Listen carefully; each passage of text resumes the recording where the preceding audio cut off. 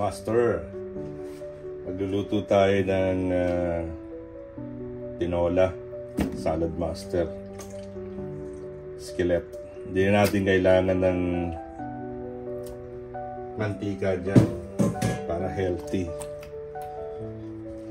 So sabay-sabay na natin ito lalagay.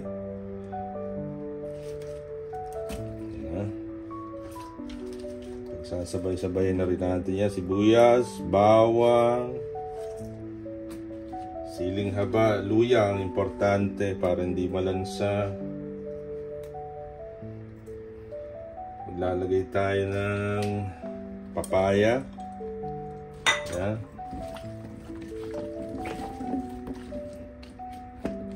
Healthy po ito. Hindi kailangan ng mantika, lalo sa mga medyo may maintenance na. So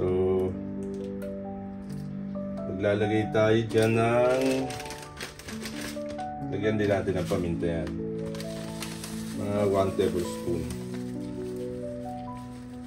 Gusto kasi mamantika. Ay, paminta. Pamintang durog yan.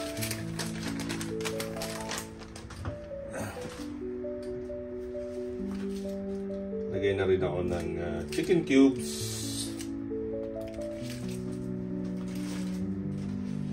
Then patis. Yan, pantimpla natin. Siguro mga 2 tablespoon na patis. 2 cups of water. Kami naman hindi, yan papaya po ay nagsasabaw pa yan. So dahil dalawa lang kami naman ng misis ko, okay na sa amin yung ganyang karaming sabaw. Yan, ganyan lang po. Pagluluto ng tinola sa Salad Master Skillet. Mamaya pag naluto na yan, meron ako ritong malunggay. Lalagay ko yan. So tapos yan, tatakpan na natin. Sabay-sabay na po yan. Tapos lalagay ko ng first sa 230. Pagkulo, saka ko siya babawasan ng init or apoy. Yan. Sa 230 yan.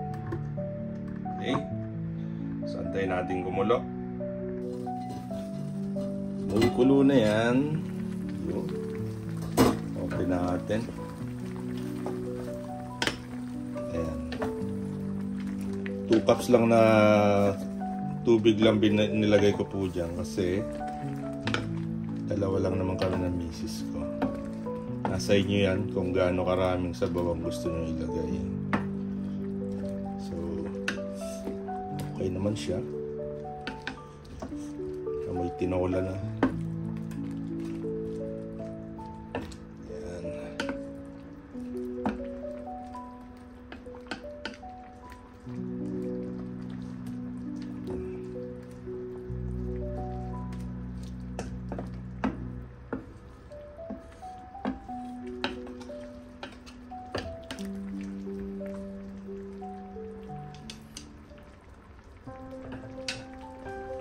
Antayin na lang natin maluto, tapos tikman mamaya pagluto na yung karne.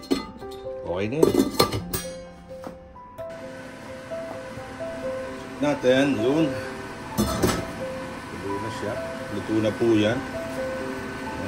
Lagay natin yung malunggay.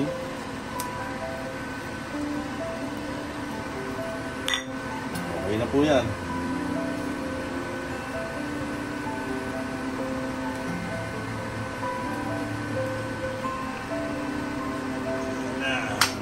Tinolang walang mantika.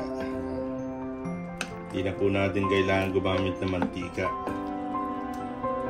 Mas healthy yan kumpara sa nakasanayan nating tinola. Okay na po yan. Ito na yan.